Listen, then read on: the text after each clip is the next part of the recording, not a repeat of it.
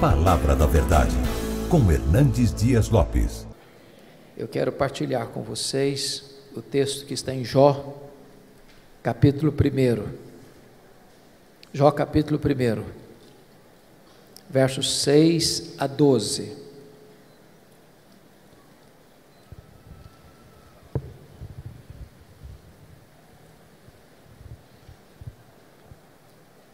Jó, capítulo 1, 6 a 12. Está escrito o seguinte: num dia em que os filhos de Deus vieram apresentar-se perante o Senhor, veio também Satanás entre eles. Então perguntou o Senhor a Satanás: de onde vens? Satanás respondeu ao Senhor e disse: de rodear a terra e passear por ela.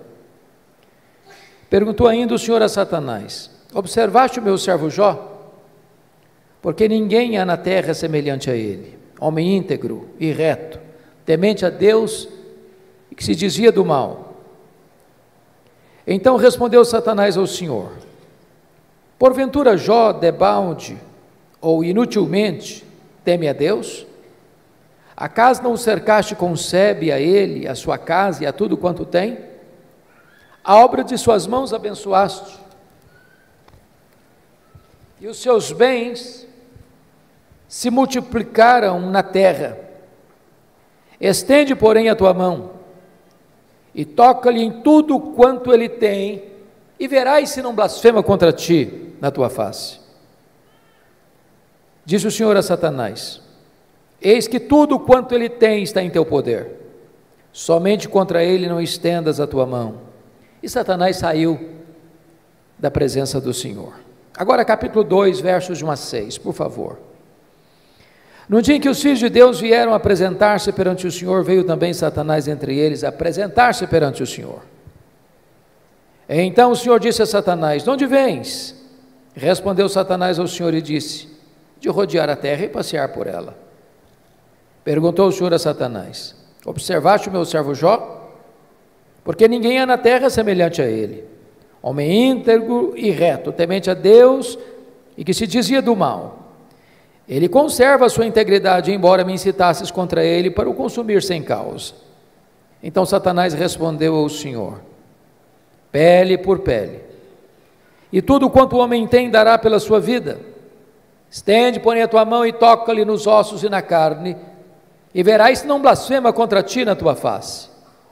Disse o Senhor a Satanás: eis que ele está em teu poder, mas poupa-lhe a vida. Meus amados, esse texto registra esse episódio da reunião de Deus com seus filhos, e eu quero crer que aqui são os anjos, e eu quero crer que nas regiões celestes. E a Bíblia não dá explicações, mas diz que Satanás apareceu por lá. E é curioso que quem começa a conversa é Deus, perguntando para Satanás assim: de onde vens? Satanás respondeu: de rodear a terra e passear por ela. Satanás é uma espécie de turista inveterado. Ele está por aí, está antenado, está de olho, está procurando alguém para devorar. E Deus cutuca outra vez, perguntando assim para ele: observaste o meu servo Jó? E Deus dá o currículo de Jó. Não tem ninguém na terra semelhante a ele, homem íntegro, reto, temente a Deus e que se desvia do mal. Em outras palavras, Jó era o homem mais piedoso da sua geração. Quando a Bíblia diz que ele era um homem íntegro, isso significa que é aquilo que você é quando ninguém está vendo, com a porta do quarto trancada. Quando diz que ele é um homem reto, significa que ele é exatamente aquilo que as pessoas estão percebendo. Um homem que tem uma vida pautada pela verdade e pela justiça. Homem temente a Deus significa que isso é o princípio da sabedoria. Homem que se desvia do mal significa que ele é deliberadamente santo. Bom, Satanás podia ter respondido para Deus assim: bom, esse eu não conheço ainda, estou meio ocupado, tenho outras agendas, quem sabe um dia eu boto os olhos nele, eu observo ele.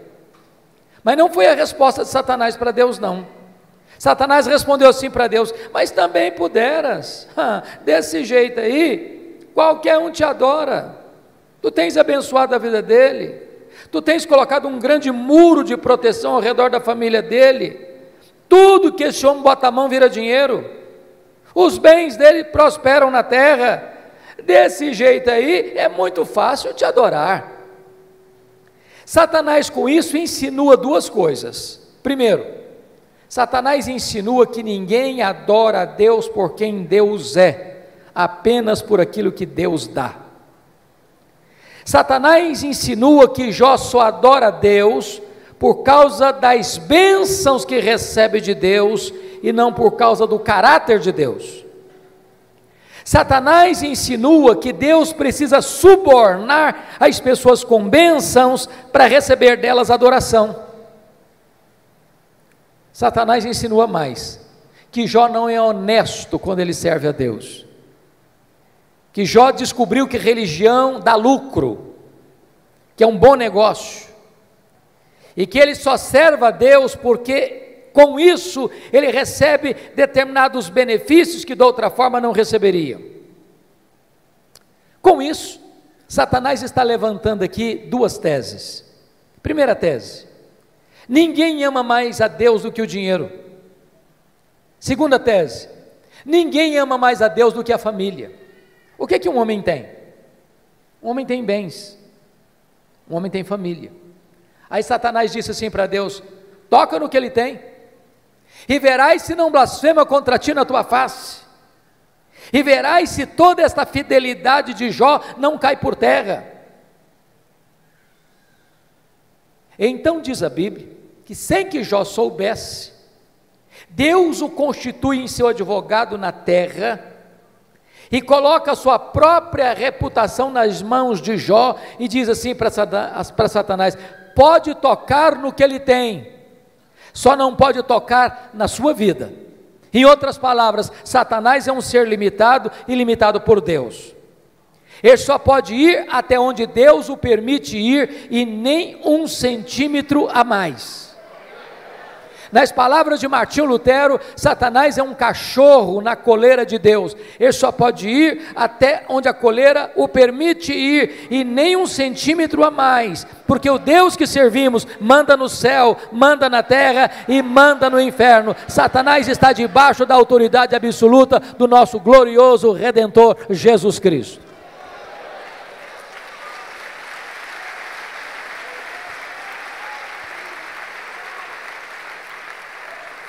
Com a permissão de Deus, Satanás, porém, sai dali para provocar um verdadeiro terremoto na vida de Jó. Convido você a olhar no versículo 3, 1:3, porque Jó não era apenas o homem mais piedoso, conforme diz o versículo 8, mas conforme diz o versículo 3, está escrito assim, depois de quantificar os bens que ele possuía, está escrito: de maneira que este homem era o maior de todos os do Oriente. Sabe o que significa isso? Ele era o homem mais rico da sua geração. Cai um mito aqui: não é pecado ser rico. Você pode ser o homem mais rico e ao mesmo tempo o mais piedoso. O problema não é ser rico, o problema não é ter dinheiro, o problema é o dinheiro nos ter. O problema não é ter dinheiro no bolso, o problema é entronizar o dinheiro no coração. O problema não é o dinheiro, o problema é o amor do dinheiro. Mas não obstante Jó ser o homem mais rico da sua geração, veja você comigo, que nos versos 14, 15 e 16, Satanás vai usar os sabeus, Satanás vai usar os caldeus, Satanás vai usar o fogo, para destruir tudo que Jó tinha, de uma maneira abrupta e rápida. O homem mais rico entra em colapso financeiro, o homem mais rico quebra, vai à bancarrota. Bom, você e eu conhecemos gente que por muito menos dá um tiro na cabeça, por muito menos blasfema contra Deus. A grande pergunta é: será que a tese de Satanás era verdadeira? Será que Jó amava mesmo mais a riqueza e o dinheiro do que a Deus? Será que Jó blasfemaria mesmo contra Deus? Será que a tese de Satanás era verdadeira? A resposta, confira comigo, está no versículo 21. Ele diz o seguinte: nu saí do ventre de minha mãe, nu voltarei. Sabe o que ele está dizendo? Eu não trouxe nada para este mundo, não vou levar nada deste mundo, portanto o que eu granjeei entre o berço e a sepultura não é a razão da minha vida. Eu adoro a Deus não por aquilo que Deus dá, eu adoro a Deus por quem Deus é. Eu não adoro a Deus por causa das bênçãos de Deus, eu adoro a Deus por causa do caráter de Deus. E aqui Jó derrota a primeira tese de Satanás. Ele prova que ele ama mais a Deus do que o dinheiro. Mas tem uma segunda tese: ninguém ama mais a Deus do que a família.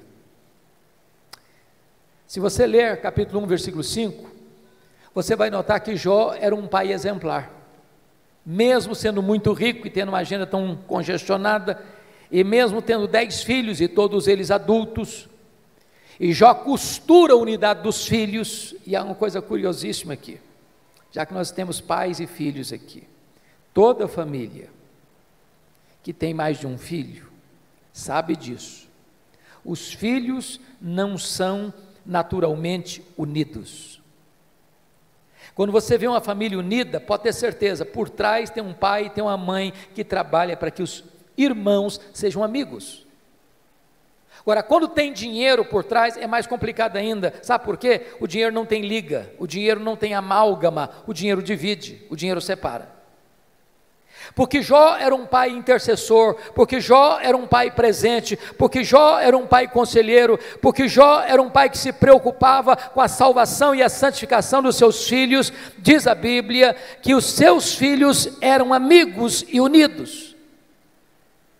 Mas no mesmo dia que acontece o colapso financeiro de Jó, ele recebe a mais amarga notícia da vida: os seus 10 filhos, num dia de festa, na casa de um deles, sofrem um acidente, e todos os 10 filhos de Jó morrem no mesmo acidente.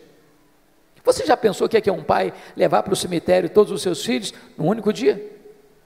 Como é que ele volta de lá? Como é que ele recomeça a vida? Como é que ele se levanta do luto? Como é que ele reconstrói seus sonhos? Será que Jó blasfemaria contra Deus? Será que a tese de Satanás era verdadeira? Será que ninguém de fato ama mais a Deus do que a família? Será que de fato Satanás tinha razão e Jó se voltaria contra Deus para blasfemar contra ele? A resposta está no capítulo 1, versículo 20, confira comigo aí. Diz o texto que logo que Jó recebe essa notícia, ele se levanta, rasga o seu manto, rapa a cabeça, lança-se em terra e disse: o Senhor Deus deu, o Senhor Deus tomou, bendito seja o nome do Senhor. Ele prova que ama mais a Deus do que a família.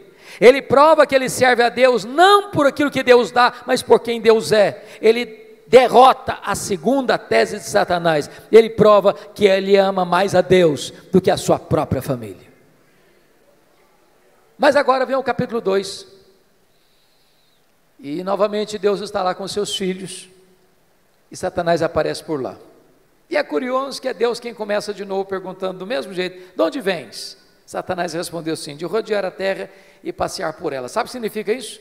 Satanás está dizendo o seguinte: estou fazendo o que eu sempre fiz, não mudei minha agenda, estou por aí, estou de olho, estou antenado, estou procurando uma brecha, estou procurando alguém para devorar. E Deus pergunta de novo: observaste o meu servo Jó? e dá o currículo de Jó sem alterar uma vírgula. Não tem ninguém na terra semelhante a ele, homem íntegro, reto, temente a Deus, que se dizia do mal. E Deus diz: me incitasses contra ele para o destruir sem causa, mas ele permanece íntegro. Sabe o que Deus está dizendo para Satanás? Satanás, suas teses são mentirosas, suas teses são falsas. Você diz que ninguém ama mais a Deus do que o dinheiro e do que a família, pois Jó provou que me ama mais do que ao dinheiro, provou que me ama mais do que a família. Jó derrotou as suas teses, Satanás. Então Satanás levanta uma terceira tese: pele por pele, e tudo que o homem tem dará pela sua vida. Toca-lhe nos ossos, toca-lhe na carne, e verás se não blasfema contra ti na tua face. A terceira tese de Satanás é essa: ninguém ama mais a Deus do que a si mesmo. Sem que Jó soubesse, mais uma vez Deus o constitui em seu advogado na terra e diz para Satanás: pode tocar nos ossos dele, pode tocar na carne dele, só não podes tirar a vida dele. Satanás ainda é um ser limitado e limitado por Deus. Ele só pode ir até onde Deus o permite ir, e nem 1 centímetro a mais. Satanás sai dali, diz a Bíblia, e coloca uma doença maligna em Jó, do alto da cabeça à planta dos pés. Este homem que já está falido e enlutado, agora fica doente. Seu corpo vira uma chaga aberta, uma ferida viva. Bolhas de pus começam a se formar no seu corpo. E diz a Bíblia que Jó precisa morder nessas bolhas de pus para aliviar sua dor. Sua pele vai ficando necrosada. Ele não consegue comer, ele não consegue dormir, ele não consegue ter alívio. Esse homem vai ficando magro, magérrimo, macérrimo, de couro furado pelas costelas em ponta. O seu corpo cheira mal, as pessoas passam, as pessoas praguejam, as pessoas cospem, as pessoas cortam volta dele, até os mais próximos, até os familiares vão desistindo dele, vão abandonando a ele, e ele fica rendido na sua desdita. Precisa pegar um caco, talvez de telha, para raspar a sua pele necrosada. Esse homem não tem mais o que sofrer. Nesta hora, diz a Escritura, que a sua mulher se aproxima dele e pergunta: ainda conservas a tua integridade, Jó? Amaldiçoa a Deus e morre, acaba com isso, tenha pelo menos coragem e dignidade de tirar a sua vida. E ele responde para ela: tu falas como uma louca, tendo nós recebido o bem de Deus, não receberíamos também o mal? Está escrito que em tudo isso Jó não pecou contra Deus com os seus lábios. Ele reprova a terceira tese de Satanás, ele prova que ama mais a Deus do que a si mesmo, ele prova que ele serve a Deus não por aquilo que Deus dá, mas por quem Deus é, não por causa das dádivas de Deus, mas por causa do caráter de Deus. Mas aí confira comigo, capítulo 2, versículo 11, vem os amigos, Elifaz, Bildade e Zofar, combinaram ir condoer-se de Jó e consolá-lo. Diz o texto que, levantando-se de longe os olhos, não reconheceram Jó, e ergueram a voz e choraram. Cada um rasgou o seu manto, lançava-se pó ao ar sobre a cabeça. Sentaram-se com Jó na terra 7 dias e 7 noites, e nenhum lhe dizia palavra alguma, pois viam que a sua dor era muito grande. Então eu faço uma pergunta a vocês: esses 3 amigos, de fato eram amigos de Jó?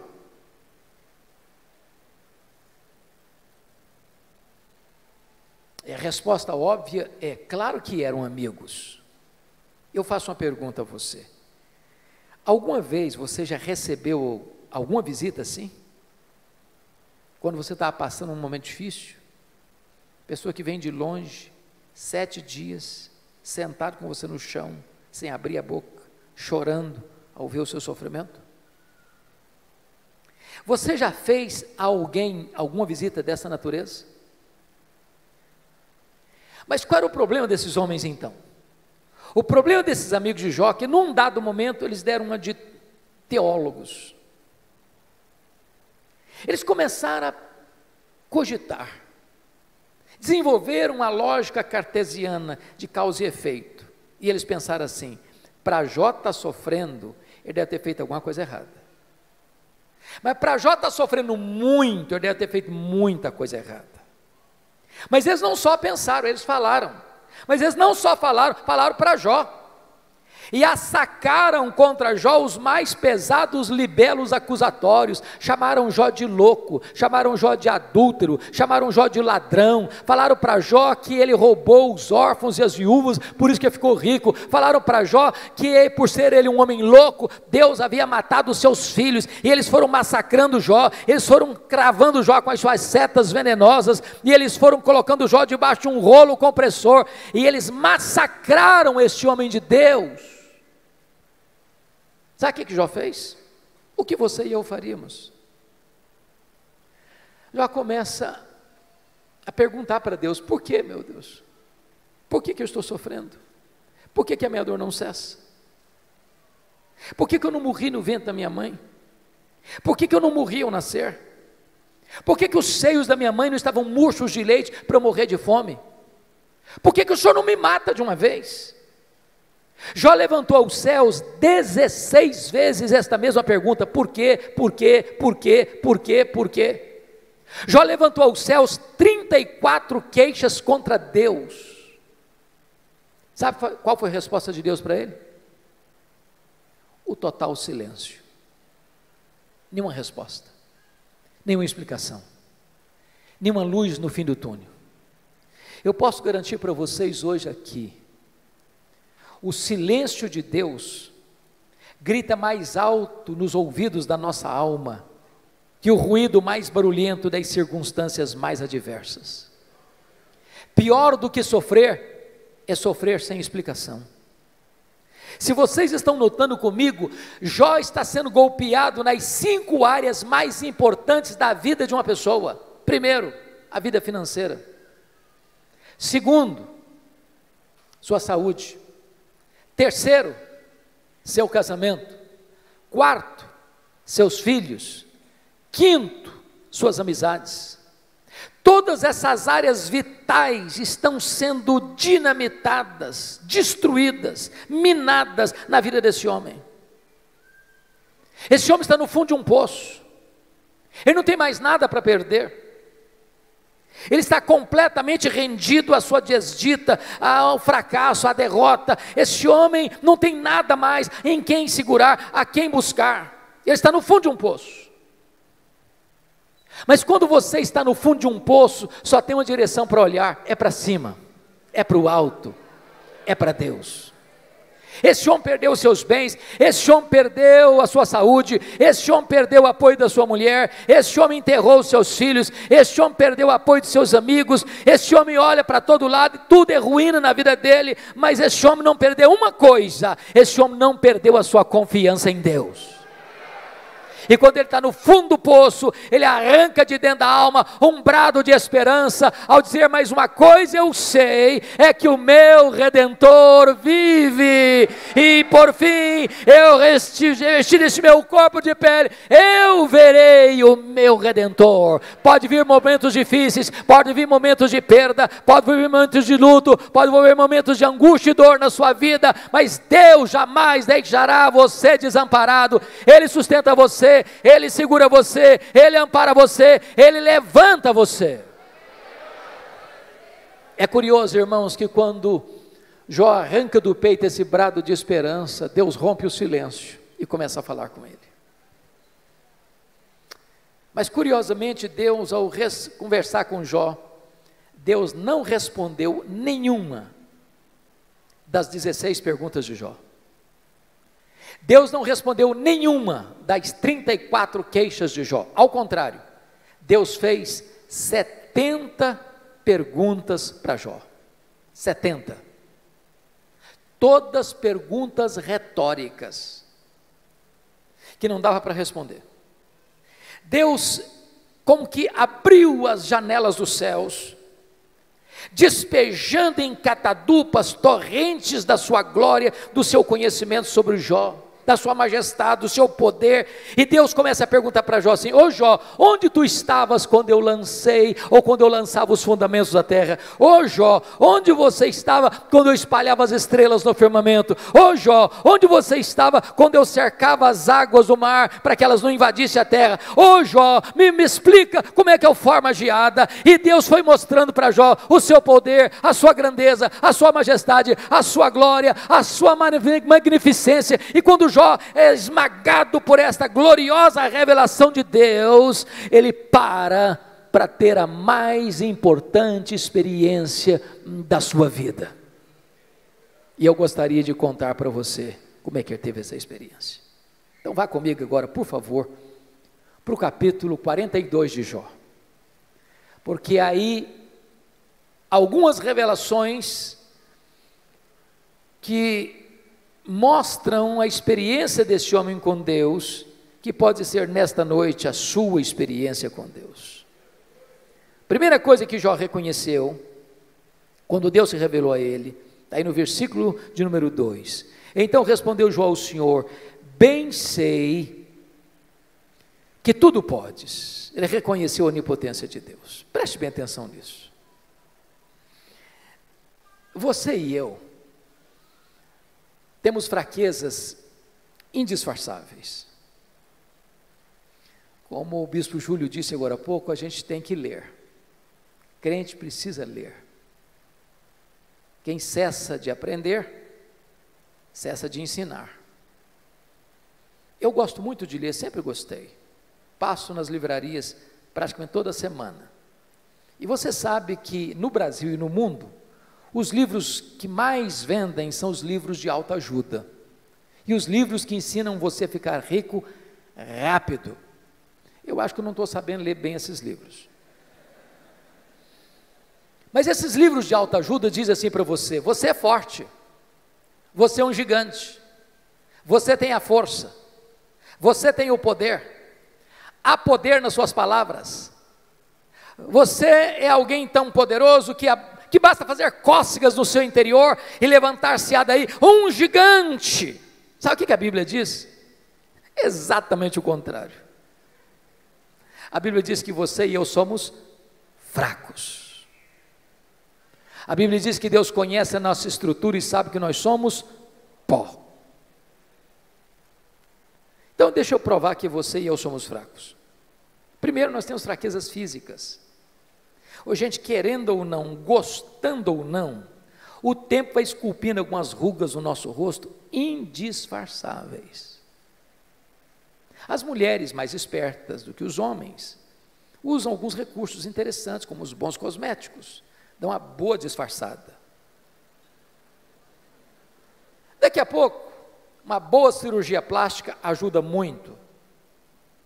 Mas chega um momento que, ainda que Pitangui ressuscitasse dentre os mortos, não teria jeito mais. As pernas ficam bambas, os braços descaídos, os joelhos trôpegos, os olhos embaçados. E diz os entendidos que cada fio de cabelo branco que brota na nossa cabeça é a morte chamando-nos para um duelo. Eu acho até um exército acampado ao meu redor.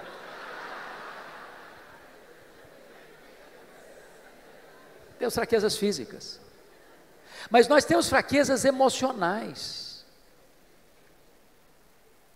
Quantos de nós, nas noites mais escuras da alma, gemendo e chorando, dissemos para Deus: oh meu Deus, eu não aguento mais.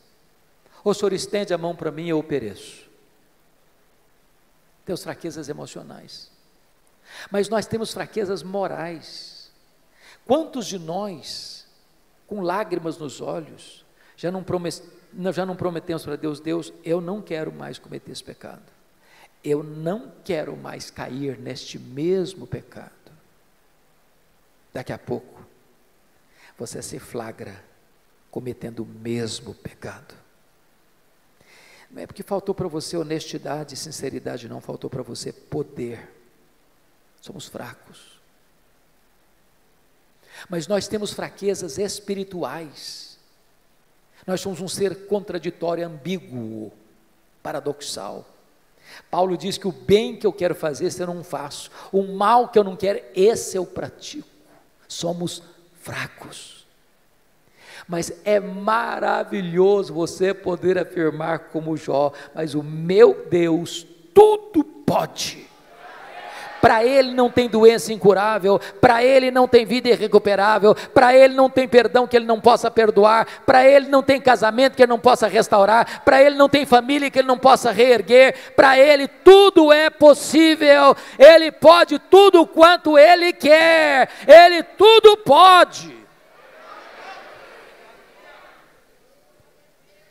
Portanto, irmãos, não tem nada mais importante para a família do que relação pais e filhos, filhos e pais, marido e mulher, mulher e marido, irmãos e irmãos, do que saber quem é o Deus que nós servimos, quão grande é o Deus que nós adoramos. A pergunta que eu faço a você nesta noite é: quem é o seu Deus? Quão grande é o seu Deus? Quão majestoso é o seu Deus? Quão poderoso é o seu Deus? Quanto pode o seu Deus? A.W. Tozer, que foi um dos mais importantes escritores do século XX, diz que o maior problema da igreja contemporânea, ele estava falando da igreja lá do século passado, mas é o problema nosso ainda hoje. Ele disse que o maior problema nosso é que nós passamos a maior parte do tempo medindo, tomando o nosso próprio pulso e olhando para o nosso próprio umbigo. Quando o nosso papel é conhecer a Deus e prosseguir em conhecê-lo, porque o povo que conhece a Deus é um povo forte, diz a Escritura. Quem é o seu Deus? Quão grande é o seu Deus? Quando o profeta Isaías estava pensando sobre isso, ele diz: o meu Deus é aquele que mede as águas na concha da sua mão.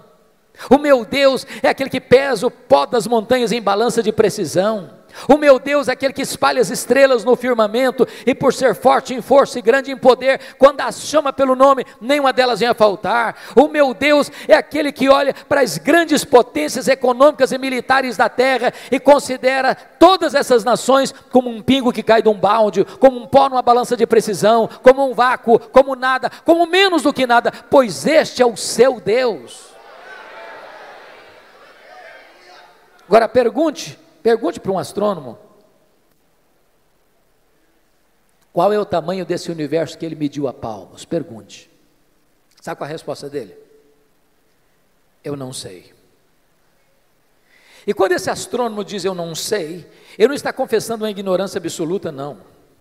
É porque nenhum homem, por mais robusto que seja o seu conhecimento, por mais peregrina que seja a sua capacidade mental, é capaz de afirmar com precisão qual é o tamanho do universo. Isso é uma matéria em estudo ainda. O que eles já sabem é que o nosso universo tem mais de 93 bilhões de anos-luz de diâmetro. E o que significa isso? Significa que se você voar à velocidade da luz, 300 mil quilômetros por segundo, nessa velocidade, você demoraria mais de 93 bilhões de anos para ir de uma extremidade à outra do universo. Pois o seu Deus é maior do que isso. Ele criou tudo isso. Não tem um centímetro desse universo onde eu não posso dizer: isso aqui é meu, eu criei isso aqui, sou dono disso aqui. Este é o seu Deus. Pergunte a um astrônomo quantas estrelas existem. Sabe qual é a resposta dele? Eu não sei. O que eles já sabem e afirmam é que há mais estrelas no firmamento do que todos os grãos de areia de todas as praias e desertos do nosso planeta. Vá um dia à praia, encha a concha da sua mão de areia, leve para casa, bote numa tábua de vidro e tenha paciência de contar quantos grãos de areia você consegue botar na concha da sua mão. Pois há mais estrelas do que todos os grãos de areia de todas as praias e desertos do nosso planeta. Mas o seu Deus não apenas criou todas elas, o seu Deus batizou cada uma delas pelo nome. E por ser forte em força e grande em poder, quando as chama pelo nome, nenhuma delas vem a faltar. Este é o seu Deus, Ele tudo pode. A ciência hoje não está pasma mais com o macro-universo, ela está pasma, boquiaberta, com o micro-universo hoje. Você pega uma folha, por mais tenra que ela seja, ela é tão complexa como a cidade de São Paulo. Você pega uma gema de ovo, ela é mais complexa do que qualquer coisa que o homem já inventou. Dr. John Wilson, catedrático de Harvard, uma das maiores autoridades de oftalmologia no mundo, diz que você e eu temos em torno de 2 milhões de fios duplos encapados em cada um dos nossos olhos, e se não for assim, haveria um curto-circuito e nós ficaríamos cegos. Dr. Marshall Nirenberg, prêmio Nobel de Biologia, fez uma das mais importantes descobertas no século passado. Ele descobriu que você e eu somos um ser programado geneticamente, computadorizadamente programados. Ele descobriu que você e eu temos em torno de 60 trilhões de células vivas no nosso corpo. Descobriu mais, que em cada uma dessas células você tem 1,70 m de fita DNA, onde estão gravados e computadorizados todos os seus dados genéticos. Se você espichar a fita DNA do seu corpo, você terá 102 trilhões de metros de fita DNA, você terá 102 bilhões de quilômetros de fita DNA no seu corpo, daria para dar diversas voltas no sistema planetário. Dr. Loy vai dizer mais tarde, códigos de vida não se originam espontaneamente, códigos de vida não se originam de uma explosão cósmica, códigos de vida não se originam de uma evolução de milhões e milhões de anos, códigos de vida foram plantados em você, pelo Deus Todo-Poderoso, Criador dos céus e da terra, e este Deus é o seu Pai, é o seu Deus, Ele tudo pode.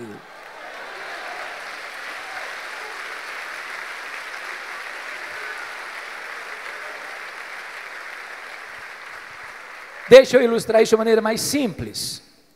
Um pai caminhava com seu filho de 4 anos pela rua.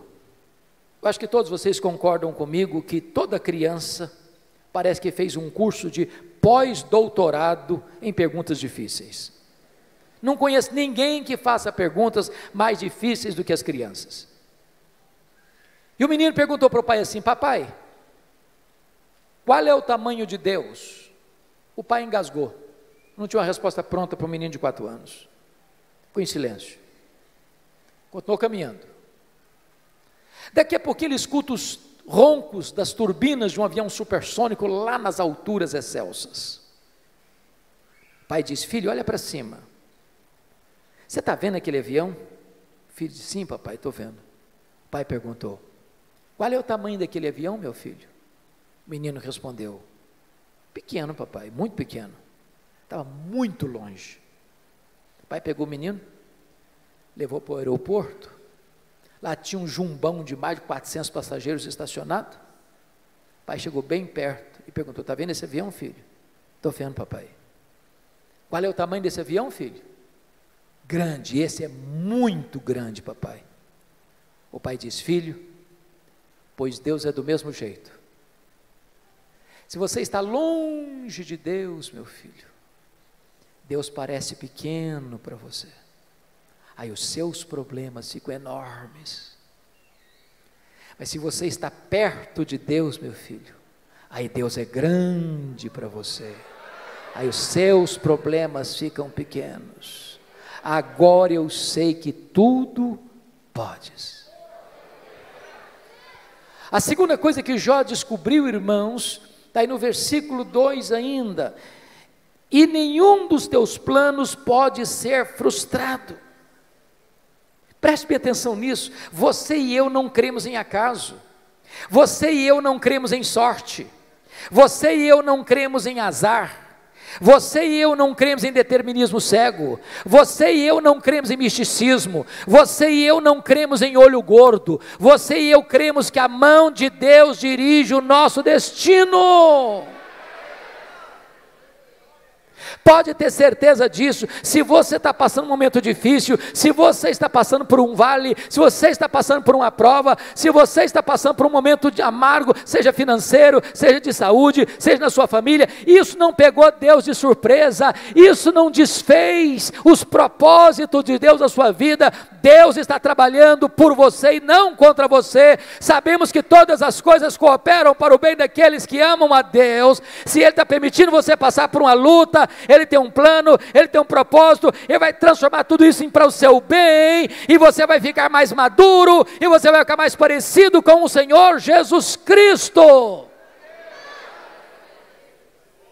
Nenhum dos planos de Deus pode ser frustrado. Terceira coisa que Jó vem a descobrir, pelo conhecimento que ele teve de Deus, ele reconheceu sua profunda limitação. Olha o versículo 3.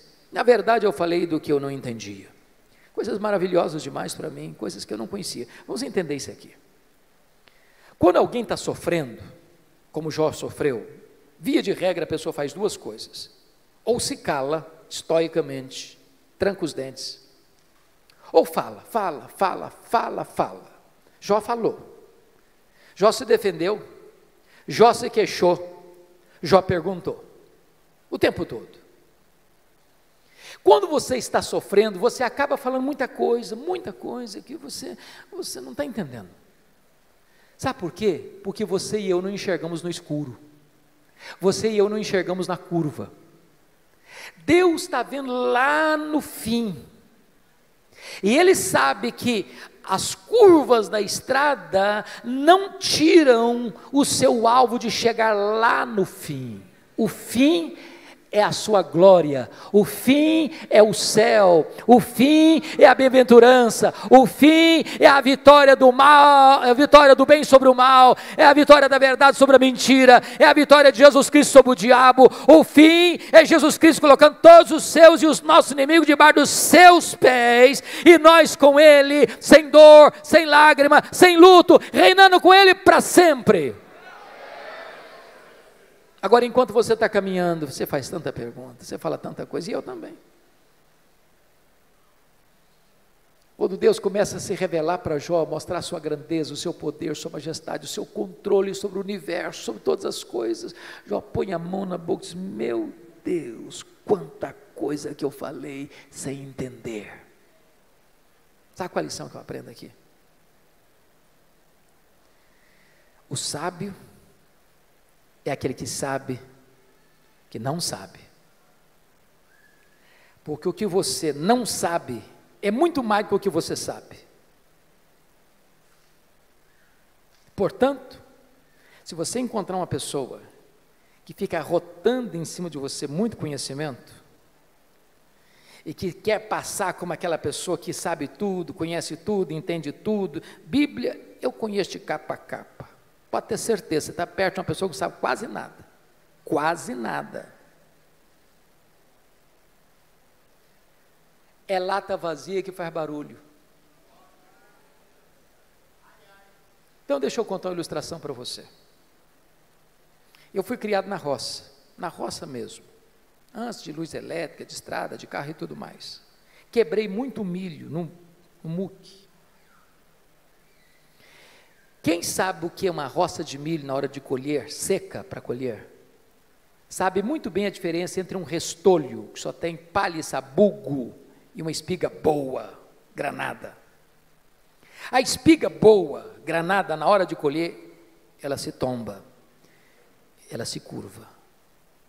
O restolho que só tem palha e sabugo, não se curva nunca, fica sempre empinadinho. Então, quando você encontra uma pessoa muito empinadinha, saiba disso, é um restolho, só tem palha e sabugo. Porque é impossível você conhecer a Deus, quem é Deus, sem se humilhar, sem se curvar, sem reconhecer que você sabe quase nada.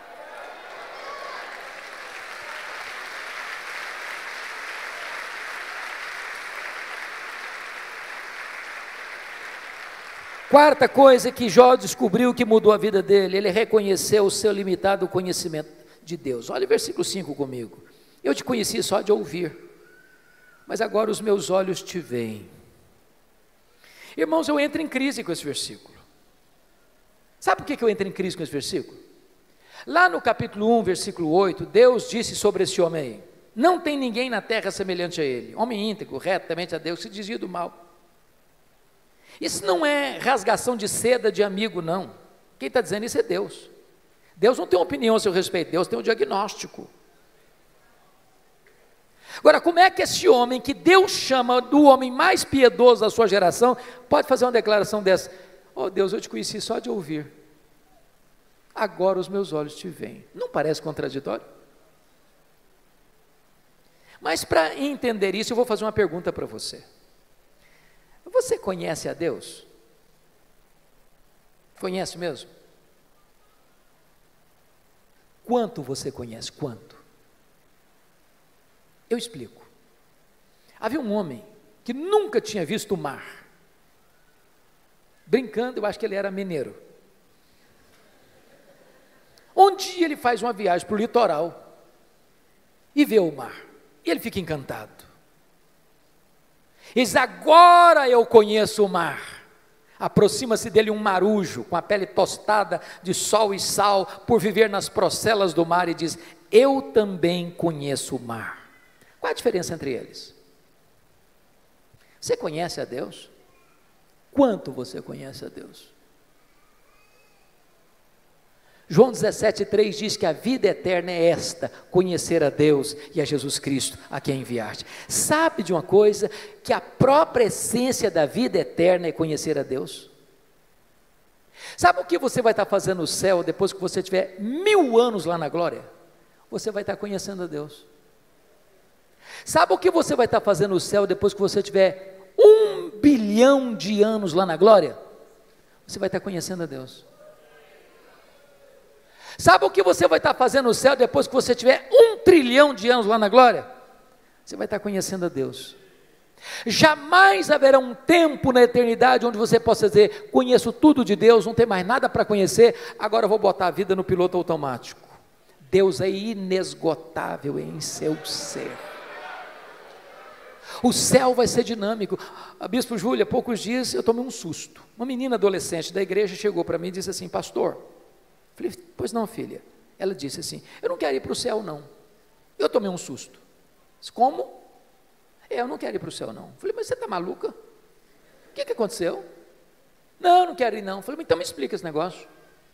Ah, pastor, a ideia de céu que eu tenho, sabe o que é? Que eu vou estar numa nuvem branca, com a harpa na mão, tocando, cantando, tocando. Ah, eu não aguento essa vida inteira não, eu quero coisa nova para a minha vida. Tem gente que acha que o céu vai ser chato. Se você não gosta de trabalhar, você está encrencado. Sabe por quê? Que a Bíblia diz que lá no céu nós vamos trabalhar. Seus servos o servirão. Agora pense comigo que nesse corpo frágil, que fica cansado, que fica doente, que fica velho, que fica caquético, nós conseguimos fazer coisas tão fantásticas, e diz Einstein que nós não usamos nem 10% do nosso potencial. Você já imaginou que nós não vamos poder fazer com um corpo 100% turbinado pela glória de Deus? Diz a Bíblia que você e eu vamos ter um corpo semelhante ao corpo da glória do Senhor Jesus Cristo. Jesus entrava numa casa fechada sem precisar abrir a porta. Jesus saía de Jerusalém, aparecia lá na Galileia sem precisar percorrer o trecho. Jesus subiu o assunto aos céus fisicamente. E eu pergunto para você: qual a distância da terra ao céu? Com que velocidade Jesus foi para o céu? Porque se ele foi para o céu na velocidade da luz, 300 mil quilômetros por segundo, depois de 2000 anos, ele está logo ali na esquina ainda. O que significa isso? A Bíblia diz que nós vamos ser como os anjos, não que nós não vamos ter um corpo, mas significa que nós vamos viver numa nova dimensão. Eu pergunto a você: com que velocidade um anjo vem do céu à terra? Jesus Cristo disse para Pedro lá no Getsemane: guarda essa espada, porque se eu precisasse de ajuda, eu rogaria ao Pai, Ele me mandaria mais de 12 legiões de anjos, mais de 72 mil anjos. Com que velocidade eles viriam? Os anjos não estão mais, não precisam e não estão presos às mesmas leis que nos governam aqui, pois o nosso corpo de glória vai ser assim. Nós vamos estar lá, nós viremos cá, nós subiremos, nós desceremos com a mesma velocidade, porque nós habitaremos novos céus e nova terra, e nós vamos conhecer a Deus, e nós vamos glorificar a Deus, e nós vamos trabalhar para Deus, e nós vamos amar a Deus, e nós vamos fruir a presença de Deus. Agora eu entendo Jó. Agora eu entendo Jó, ele está só arranhando a superfície, e você e eu também, tem muito mais, tem infinitamente mais. Então continua a ordem do profeta: conheçamos e prossigamos em conhecer ao Senhor. A última coisa que mudou a vida de Jó, confira comigo, está no versículo 6. Por isso eu me abomino e me arrependo no pó e na cinza. Ponto. Ponto, ponto, ponto, ponto. Não entendi nada de novo. Muito difícil. Como é que eu vou entender esse homem que o próprio Deus diz que ele é o mais piedoso, está se abominando e se arrependendo no pó e na cinza? Eu esperava uma confissão dessa de um ladrão, de um assassino, mas do homem mais piedoso. É chocante. Explicação. As pessoas que mais lamentam e choram os seus pecados não são as que mais pecam, são as que mais perto de Deus andam. Quem está longe de Deus, irmãos, nem convicção de pecado tem. Quanto mais você conhece a Deus, quanto mais você anda com Deus, quanto mais intimidade você tem com Deus, mais você vê a enormidade do seu pecado e mais você lamenta pelo seu pecado. Pois bem, veja comigo, por favor, agora o versículo 10. Ele é a chave hermenêutica deste livro. Mudou o Senhor a sorte de Jó, quando ele chorava pelos seus amigos, e o Senhor deu-lhe o dobro de tudo quanto antes possuía. Você já fez uma pergunta, por que Deus mudou a sorte de Jó, enquanto este ou quando este orava pelos seus amigos? Você já fez essa pergunta? Por quê? Então deixa eu fazer uma pergunta para provocar. O que você sente quando alguém fala mal de você? Você fica feliz? Você celebra isso? Você chega na igreja e diz, bispo, juro, eu estou tão feliz hoje. O que foi, filho? Estão falando mal de mim, o senhor sabe que isso é uma delícia, eu estou tão feliz com isso. É assim que você reage? O que vocês acham que Jó sentiu, quando os seus amigos disseram assim para ele, você é um ladrão, você é um adúltero, você é louco, você ficou rico porque você roubou os órfãos e as viúvas? O que vocês acham que Jó sentiu? Ficou feliz da vida? O que Jó fez? Jó se queixou, se defendeu, e quem se defende, sabe o que tem no coração às vezes? Mágoas, dores, ressentimentos. Sabe o que Deus está falando para esse homem? Meu filho, saia dessa arena da autodefesa, meu filho. Entre, meu filho, na brecha da intercessão. Enquanto você ficar se defendendo, Jó, vai ter mágoa no seu coração, mas quando você começar a orar por esses homens que acusaram você, você vai ficar curado, você vai ficar liberto, você vai ser restaurado. Sabe o que aconteceu? As 5 áreas que Satanás tentou destruir na vida de Jó, Deus restaurou todas elas. Bendito seja Deus. Primeira área que Deus restaurou, confira comigo lá no versículo 16, Deus restaura a saúde de Jó. Depois disso viveu Jó 140 anos, viu seus filhos, e aos filhos de seus filhos até a 4ª geração. Eu acho que não ficou nem cicatriz, nem sequela. Completamente curado. Deus está aqui hoje, irmãos. Ele é o Jeová Rafá. Ele pode curar a sua enfermidade. Ele é Deus. Segunda área que Deus restaurou, versículo 12, área financeira. Se você comparar 1:3 com 42:12, você vai notar que Deus deu tudo em dobro. Eu quero dizer para você que Deus está aqui hoje e Ele é o Deus da restituição. Ele pode restaurar a sua vida financeira, Ele pode levar você mais além na sua vida financeira. Ele é o Deus da restituição. Terceira área que Deus restaurou, a área das amizades. Confira comigo os versículos 8, a partir do 8. Eu acho isso maravilhoso, bispo Júlio. Porque os amigos de Jó que acusaram a Jó, Deus chega para eles e diz assim, vocês estão lembrados daquele homem que vocês criticaram, acusaram? Pois é, aquele homem é mais justo do que vocês.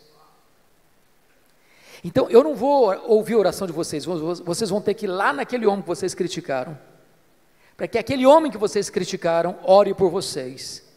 E quando ele orar por vocês, eu vou restaurar vocês. Sabe o que Deus está fazendo aqui?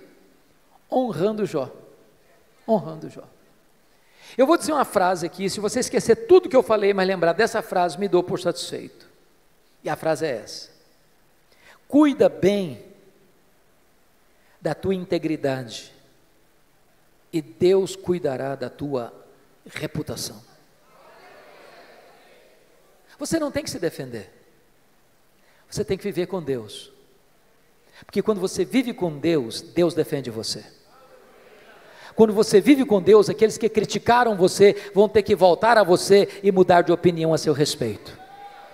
Deus restaurou Jó, e Deus restaurou os amigos de Jó.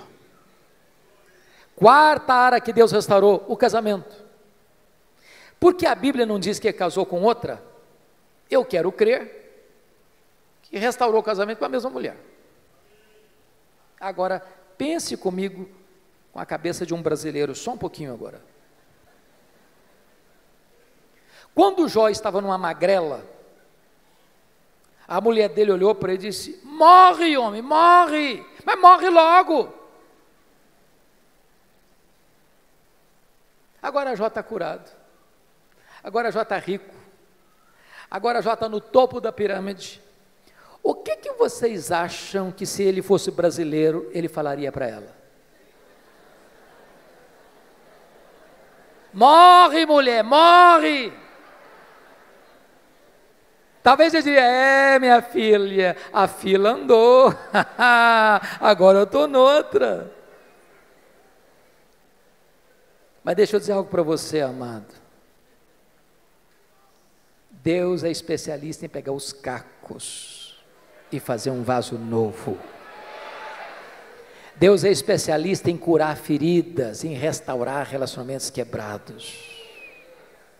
Para Deus não tem impossíveis. Você que está pensando em desistir do seu casamento, não desiste não, invista nele. Deus pode fazer um milagre. Deus pode dar espírito de perdão ao seu coração. Eu achei muito curioso que há pouco tempo uma mulher chegou para mim e disse assim: pastor, eu estou vindo aqui dizer para o senhor que eu vou me divorciar. Eu tomei um susto. Disse: como é que é o negócio? Eu estou dizendo para o senhor que eu vou me divorciar. Falei: verdade? É verdade, sim, senhor. E eu perguntei: mas por quê? Ela disse assim para mim: secou. Secou, não tem mais nada, secou. O sentimento secou. Olhei para ela e disse: secou, filha? Mas se secou, tem esperança. Ela regalou os olhos: o senhor está maluco? Tem esperança. Você não leu na Bíblia lá que Deus fez a vara seca de Arão florescer? Pois Deus faz florescer o que está seco no seu coração. Diz: pastor, o senhor endoidou. Estou falando para o senhor que morreu. Está claro agora? Morreu, está claro? Ou precisa botar legenda? Falei: morreu, filha? Mas se morreu, tem esperança. Você não leu na Bíblia lá que Jesus ressuscita os mortos? Pois ele pode fazer ressuscitar o que está morto aí no seu coração. Tem esperança. Falei: pastor, o senhor endoidou, o senhor não está me entendendo não. Estou falando para o senhor que acabou, não tem mais nada, acabou, está claro agora? Falei: acabou, minha filha? Ué, mas se acabou, tem esperança. Ué, você não leu na Bíblia lá que Deus chama a existência as coisas que não existem? Se Ele chama a existência as coisas que não existem, Ele pode chamar a existência o que não está mais no seu coração. Você não vai separar essa semana não, você vai orar comigo uma semana, depois você volta aqui.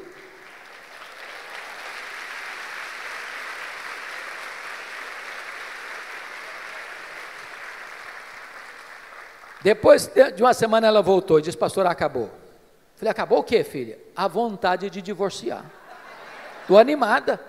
Deus está curando a minha alma e curando meu casamento.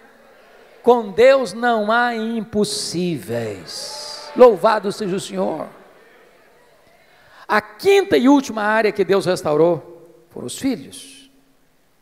Você nota comigo no capítulo 1, versículo de número 16, aliás, versículo 13, também teve outros 7 filhos e 3 filhas, E Deus restaura. Mas você pode fazer uma pergunta curiosíssima. Pastor, eu não estou entendendo. Se Deus devolveu tudo em dobro, e Jó antes tinha 10 filhos, quantos ele deveria ter agora? 20. Então não foi tudo em dobro.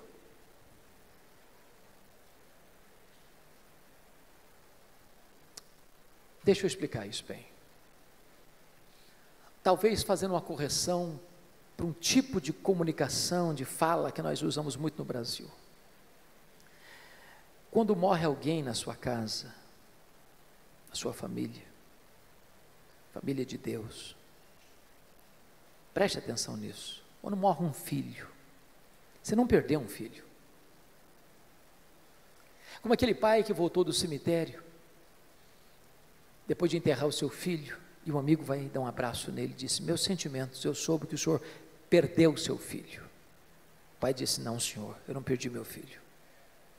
Você perde alguém quando você não sabe onde ele está, com quem ele está. Eu sei onde está meu filho, eu sei com quem está meu filho está no céu, meu filho está com Jesus, eu não perdi o meu filho. Jó agora tem 10 filhos no céu, Jó agora tem 10 filhos na terra. Deus restaurou e restaurou completamente. Sabe o que Satanás queria com Jó? Colocá-lo longe de Deus. Sabe o que Satanás conseguiu? Colocar Jó mais perto de Deus. Sabem por quê? Porque os planos de Deus não podem ser frustrados.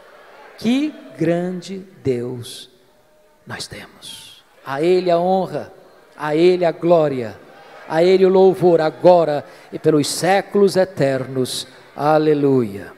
Amém.